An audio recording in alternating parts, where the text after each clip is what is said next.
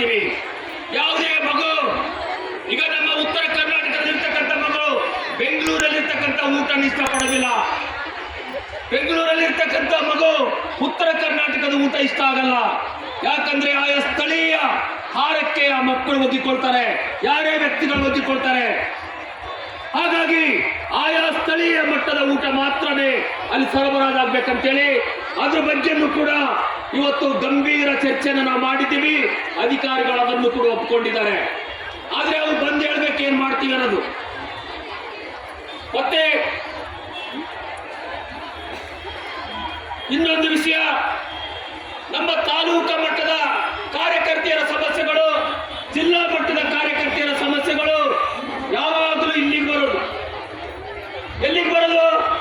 ಬೆಂಗಳೂರಿನ ಕಚೇರಿಗೆ ಬಂದು ಇವರಿಗೆ ವರ್ಗಾವಣೆ ಮಾಡಿ, ಇವರಿಗೆ ಕಿತ್ತಾಕಿದ ನೋಡಿ, ಇವರನ್ನ ನೀವು ಅದು ಮಾಡಿ ಇದು ಮಾಡಿ ಅಂತ ಕೇಳೋದಕ್ಕೆ ಬದಲಿಗೆ ತಾಲೂಕಾ ಮಟ್ಟದಲ್ಲಿ, ಜಿಲ್ಲಾ ಮಟ್ಟದಲ್ಲಿ ಅಲ್ಲಿರ್ತಕ್ಕಂಥ ಸಮಸ್ಯೆಗಳನ್ನು ಬಗೆಹರಿಸೋದಕ್ಕೋಸ್ಕರ ಕುಂದುಕೊರತೆ ಸಭೆಗಳನ್ನು ಕರಿಬೇಕಂತಾಗಿದೆ.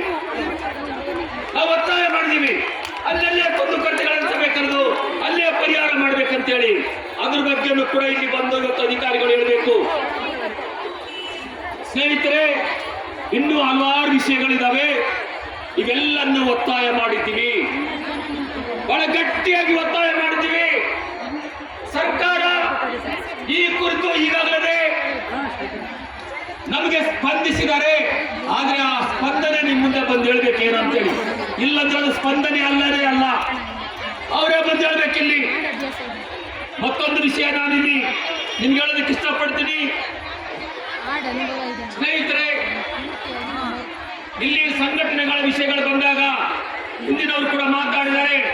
ನಮ್ಮದು ದೊಡ್ಡ ಸಂಘ, ನಿಮ್ಮದು ಸಣ್ಣ ಸಂಘ.